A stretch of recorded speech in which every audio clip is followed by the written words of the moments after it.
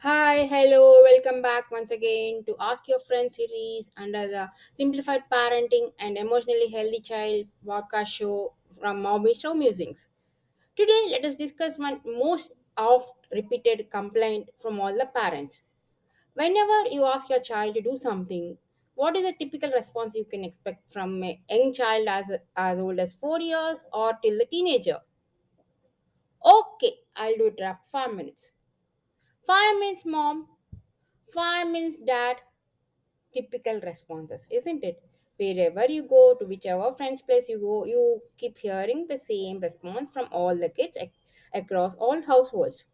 And sometimes the parents also joke saying this 5 minutes will never end, isn't it?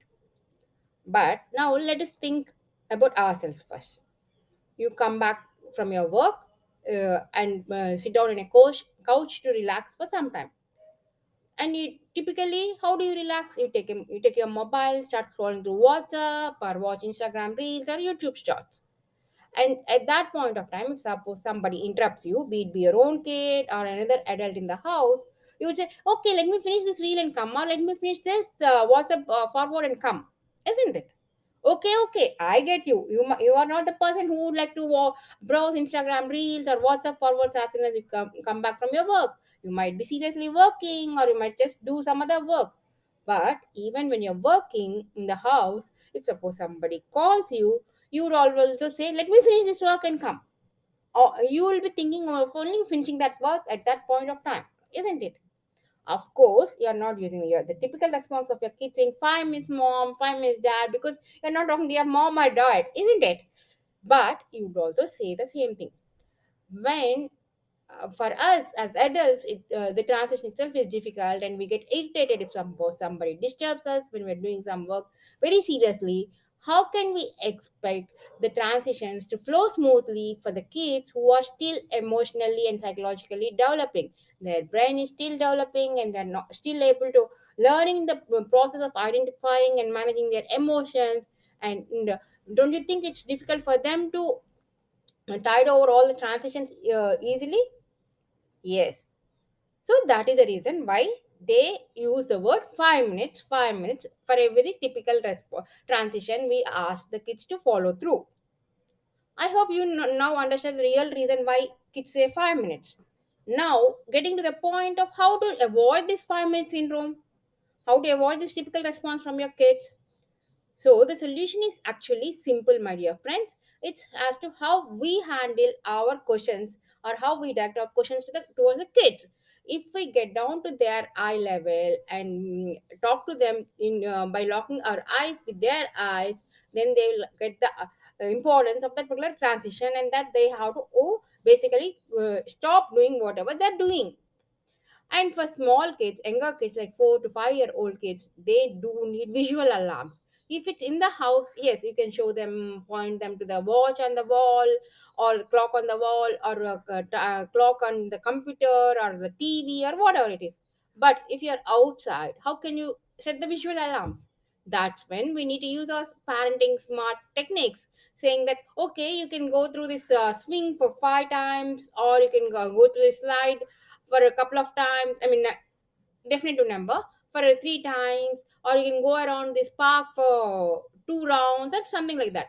Whatever, whichever is quantifiable for them, which they can easily understand that yes, after finishing this task, I need to move on to the other task. Those kind of visual reminders you need to give it to the younger ones. But what about the elder ones who are 7 to 8 years and even the teenagers? They don't need these visual alarms, and they feel and they look at you in a very annoying and frustrated way if you set these visual alarms for them. So for them, we need to give them the choice of devil or deep sea. Give them the choice in such a wise way that they have to either obey you, or they have to face the consequences of not following the transition in time. So, but I'm not saying the consequences in the negative sense here, my dear friends. See, for example, when your kid is playing a video game and you want to go out of the house, typically you say, okay, stop the video game and move on. But obviously those kids might not be able to actually listen to you because they want to finish that video game, win that round and all that blah blah blah, isn't it? So at that point of time, instead of giving the command in an authoritative tone, why don't we use that in a softer and stronger way? tell them that, beta, this is the time that we need to move out, and now the time is like, let us say, 4 o'clock, and we need to move out by 4:05. Can you please come with us? Obviously, first time, second time, they might not come.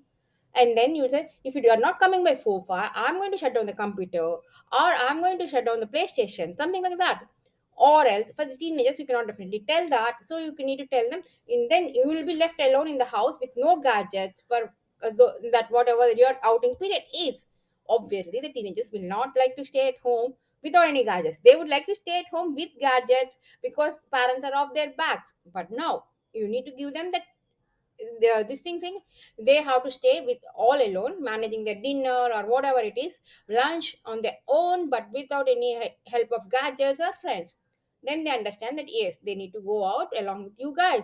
So in that particular way, if we use little smart parenting techniques, we can easily make them follow through us, listen to us. And also, whenever they listen to us, please do thank them. Appreciation becomes a big motivator for them to follow, listen to our words. I hope you like this episode, and you are happy with my sessions as to how to come out of this 5 minute syndrome. If you like this kind of series, please do recommend this podcast show to your friends and relatives. And please let me know your thoughts in the form of comments, and I'll waiting for your comments, as those are the major encouragement for completing doing this podcast show regularly. Thank you, friends. Bye bye.